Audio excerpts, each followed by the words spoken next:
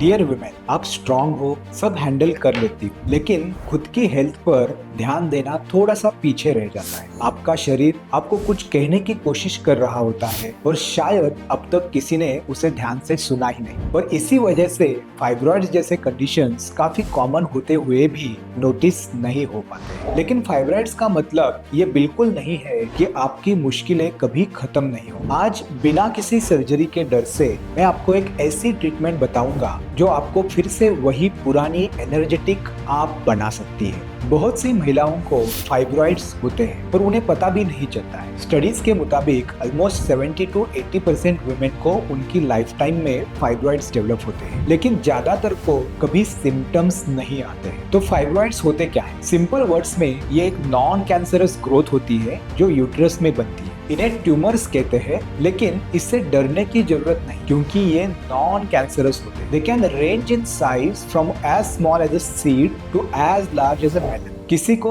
एक होता है, किसी को काफी सारे हो सकते हैं। अब सबसे कॉमन सिम्टम क्या होता है फाइब्रॉइड्स का? Heavy periods. और यहाँ सबसे बड़ी प्रॉब्लम ये है कि बहुत सारी वुमेन को ये पता ही नहीं होता है कि उनकी ब्लीडिंग नॉर्मल से ज्यादा है। लेकिन जब पीरियड्स में बहुत ज्यादा ब्लीडिंग होती है, जैसे हर 1-2 घंटे में पैड या टैम्पून चेंज करना पड़ा या पीरियड्स 7 दिन से ज्यादा हो रहे, ये फाइब्रॉइड्स का सिग्नल हो सकता है। और यहाँ एक चेन रिएक्शन होती है जो बहुत सी वुमेन को समझाई नहीं जाती। Heavy bleeding causes iron deficiency, iron deficiency leads to anaemia and anaemia makes you feel constantly tired. बहुत सारी वुमेन डॉक्टर्स के पास जाती है और कहती है कि मुझे बहुत थकान हो रही है।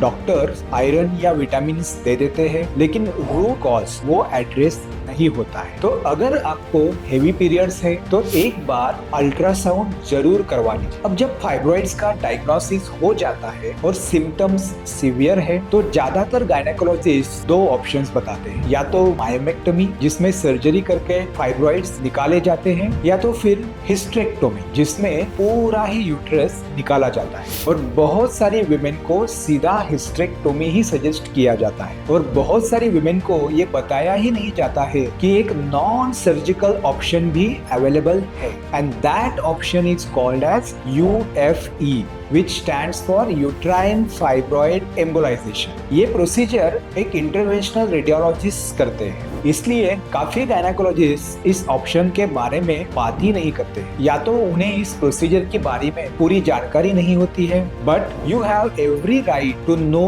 All of your options. तो चलिए समझते हैं कि UFE क्या होता है। एक थिन कैथेटर आपकी थाई की आर्टरी से अंदर डाली जाती है। ये कैथेटर एक्सरे गाइडेंस के थ्रू हम नेविगेट करके यूट्राइन आर्टरीज तक पहुंचाते हैं। वहां पर छोटे छोटे पार्टिकल्स इंजेक्ट किए जाते हैं जो इन आर्टरीज को ब्लॉक कर देते हैं। जब फाइब्रॉइड्स को ब्लड सप्लाई मिलना बंद हो जाता है तो वो धीरे धीरे श्रिंक होने लगते हैं और सिम्टम्स में इम्प्रूवमेंट आती है। The procedure is done under simply local anaesthesia, so there is no major cut involved. Uterus को कोई हार्म नहीं होता है। हॉस्पिटल में ज्यादातर 1 या 2 रात आपको रुकना पड़ सकता है और 3-4 दिनों में आप आपके नॉर्मल रूटीन में वापस आ सकते हो। अब कंपैरिजन की बात करते हैं। मायोमेक्टोमी में फाइब्रॉइड्स फिजिकली निकाले जाते हैं, लेकिन ये एक सर्जरी है जिसमें हमें रिकवरी में कई हफ्ते लग सकते हैं। हिस्टेरेक्टोमी में पूरा यूट्रस निकाला जाता है तो फाइब्रॉइड्स का सवाल ही नहीं रहता है, लेकिन ये परमानेंट है। इसके बाद प्रेगनेंसी पॉसिबल